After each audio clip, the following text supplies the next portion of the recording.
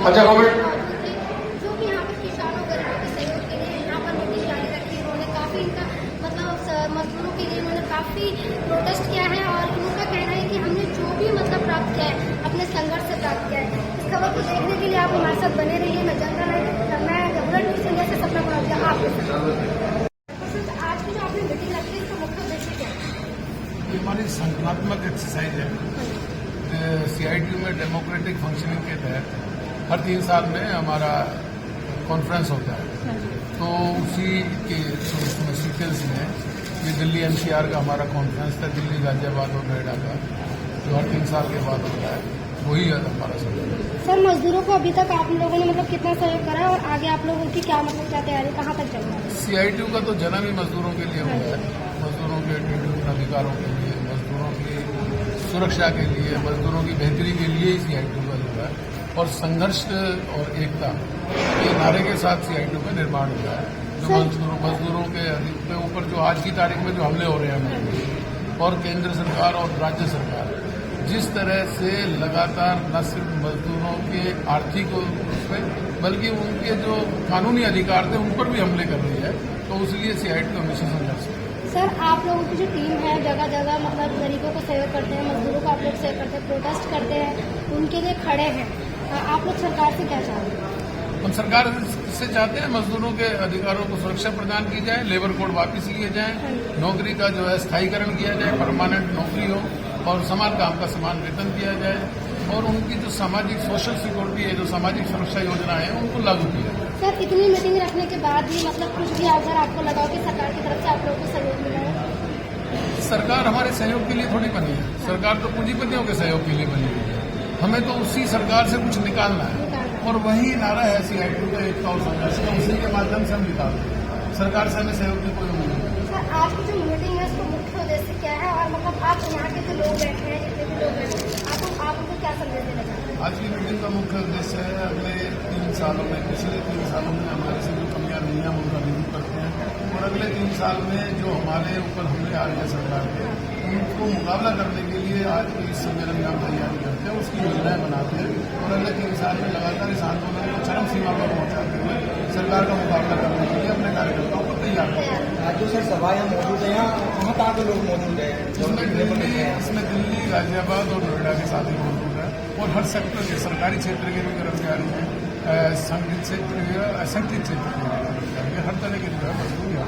कंपनियों में सब आज ठेकेदारी को पता चल रहा है, समूह का क्या कहना चाहिए? कंपनियों ने भी तो वो लेबर कोड अभी लागू नहीं हुए हैं, लेकिन कंपनियों ने अपने स्तर पर उनका लागू करना शुरू कर दिया है और कंपनी जो है ना, सरकार जो कानूनों को संरक्षण प्रदान करती थी वो सरकार ने संरक्षण प्रदान करना बंद कर दिया। सरकार कानून अभी वापस नहीं कर पा रही है, लेकिन पूंजीपतियों को खुली छूट दे दी है, वो कानूनों का उल्लंघन करें और मजदूरों का शोषण करें। सर अपना जो संगठन है ये है कि हमारा कहाँ जोरों पर कर रहा है? CITU तो पूरे हिंदुस्तान में काम करता है और हिंदुस्तान का ट्रेड यूनियन आंदोलन हो या इस दिल्ली NCR का ट्रेड यूनियन आंदोलन हो, बिना CITU के तो संयुक्त आंदोलन ही आगे नहीं बढ़ता है, तो हम तो सबको साथ लेके चलने की और सरकार का मुकाबला। सर अगर ऐसी मजदूरों का शोषण होता रहा तो आप लोगों का अगला कदम क्या होगा? अगला कदम हिंदुस्तान बंद होगा, भारत बंद होगा। अगला कदम होगा कि संघर्ष पे उतरेगा, जमीन पे उतरेगा और परिवर्तन का नारे के साथ सरकार का मुकाबला करेगा। आप लोग सरकारों से अपनी डिमांड के लिए उन लोगों के सहयोग के लिए लड़ने के लिए तैयार हैं सारे? हमेशा तैयार, पहले भी रहे हैं और आगे तैयार हैं और जो ज्यादा तैयारी के साथ अभी मैदान में आए हैं। बात मुझे ऐड करनी है कि जब दिल्ली में, गाजियाबाद में, नोएडा में महंगाई एक समान है तो वेतनमान एक समान क्यों है? दिल्ली में मिनिमम वेज 18,452 है, यहाँ 10,000 भी मिनिमम वेज नहीं मिलता और कोई भी पूंजीपति उसको लागू नहीं करता।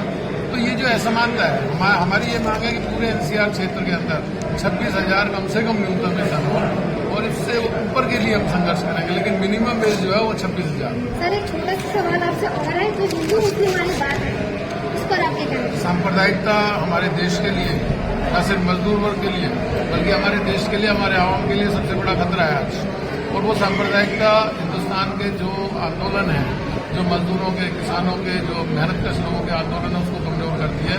तो एक तरफ हम सरकार की आर्थिक नीतियों के खिलाफ, उसके हमलों के खिलाफ हम लड़ रहे हैं, दूसरी तरफ सांप्रदायिक ताकतों का भी मुकाबला करते हैं। हम उनको भी कामयाब नहीं होने देंगे, देश को टुकड़े नहीं होने देंगे। ज़्यादा कुछ बोलना नहीं है, लेकिन आप लोगों को सब आपको पता है कि नोएडा की परिस्थिति भी क्या है। नोएडा, गाजियाबाद और दिल्ली में न्यूनतम वेतन भी अलग अलग है। तो फिर इस तरह से संघर्ष का ही दिन है आने वाला दिन।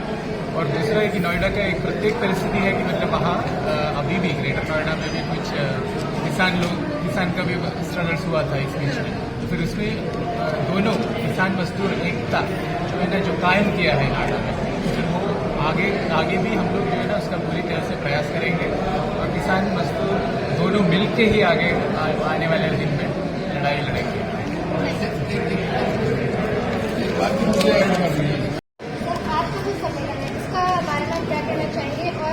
किस मुद्दे को लेकर आज आप लोगों ने यहाँ पर मीटिंग जारी रखी? दिल्ली, गाजियाबाद, गौतम बुद्ध नगर के मजदूरों के ज्वलंत मुद्दों, मजदूरों को हो रहे शोषण के खिलाफ कल से जो सीटों का सम्मेलन यहाँ चल रहा है, सम्मेलन में जहाँ हमने अपने जो पिछले 3 साल कामकाज की समीक्षा किया है, आगामी संघर्षों की दिशा तय की है, वहीं मजदूरों के ज्वलंत मुद्दों पर कई जो संघर्ष के प्रस्ताव पारित किए हैं। दिल्ली, गाजियाबाद और गौतम बुद्ध नगर के मजदूरों के जो हालात हैं, असमान वेतन है। दिल्ली के अंदर जहां 19,000 से ऊपर न्यूनतम वेतन है, वहीं यूपी के अंदर मात्र जो 11,000 रुपये न्यूनतम वेतन है। 11,000 रुपये में दिल्ली, गाजियाबाद या NCR के अंदर जो बाकी जो जिले हैं, उनका मजदूर कैसे अपने परिवार को पालेगा, ज्वलंत सवाल उसके सामने है। तो इन मुद्दों को लेकर के, बढ़ती ठेकेदारी को लेकर के, न्यूनतम वेतन में बढ़ोतरी को लेकर, मजदूर विरोधी लेबर कोडों को रद्द करवाने, कई सारे मुद्दों पर, आवास की जो गंभीर समस्या है, स्वास्थ्य की जो समस्याएं हैं, इन तमाम मुद्दों पर जो ज्वलंत मुद्दे हैं, व्यापक चर्चा हुई है और संघर्ष की दिशा तय हुई है। आने वाले समय में दिल्ली, गाजियाबाद, गौतम बुद्ध नगर के अंदर एक बड़े आंदोलन की जो आगाज होगा। सीटू दिल्ली NCR राज्य कमेटी का जो सम्मेलन है, हर 3 साल में होता है। इस बार जो गौतम बुद्ध नगर कमेटी को इस सम्मेलन को करने की जिम्मेदारी दी गई थी और यहाँ पे ये सम्मेलन हो रहा है और सफल सम्मेलन रहा है। सम्मेलन से जो है यहाँ हमने अपनी संगठनात्मक कमजोरियों को दुरुस्त कर बड़े आंदोलन की तरफ जाने का निर्णय लिया। सर, आप सरकार से क्या चाहते हैं? हम सरकार से चाहते हैं कि सरकार मजदूरों की आवाज़ को सुने, मजदूरों को जीने लायक न्यूनतम वेतन दे, ठेकेदारी प्रथा को समाप्त करें, ठेके में लगे श्रमिकों को स्थायी घोषित किया जाए, असंगठित क्षेत्र के जो कामगार हैं उनको सामाजिक सुरक्षा दी जाए, आंगनवाड़ी, स्कीम वर्कर, उनको जो है कर्मचारी को दर्जा दिया जाए, मजदूरों के लिए आवास की व्यवस्था किया जाए, उनके स्वास्थ्य की व्यवस्था किया जाए। यही हम सरकार से चाहते हैं। हम सरकार से और क्या चाहेंगे? सर, आपने इतने समय में काफी सारे मतलब प्रोटेस्ट किए, काफी मजदूरों को सहयोग किया, गरीबों के लिए आप मसीहा बन के खड़े रहे हमेशा, काफी मुश्किलों का भी आपको सामना करना पड़ा है। तो मतलब कुछ आपको बदलाव लगा इतना मतलब प्रोटेस्ट करने के बाद, इतना सब कुछ करने के बाद प्रशासन से कोई मदद या फिर सरकार द्वारा कोई मदद प्राप्त हुई? हमने जो भी हासिल किया संघर्षों के आधार पर हासिल किया। मजदूरों के कई मुद्दों पर हम लड़े हैं और हमने सफलता भी हासिल की है। अलग अलग उद्योगों में हमारी यूनियन लड़ी है और अपने जो है मांगों पर समझौते कराए हैं। किसानों के मुद्दे पर भी जो है सीटू जो है लगातार किसानों के मुद्दों को उठाता रहा और किसान आंदोलन के साथ रहा है और सरकार को मजदूर और किसान आंदोलन के आगे झुकना पड़ा, बातचीत करनी पड़ी है, हाई पावर कमेटी बनानी पड़ी। कई मुद्दों का समाधान हुआ है, कई मुद्दे अभी भी लंबित है जिनको लेकर के हम जो बातचीत की प्रक्रिया में है। अगर वो समस्याएं हल नहीं होंगी तो मजदूर किसान एकजुट होकर के फिर एक बड़े आंदोलन की तरफ जाएगा। आज हमारे साथ बातचीत करने के लिए एक खास व्यक्ति मौजूद है नोएडा के सेक्टर 11 झुंझुनू में, जहाँ पर एक काफी बड़ा सम्मेलन किया गया और आज हमारे साथ इंटरव्यू में एक खास व्यक्ति मौजूद है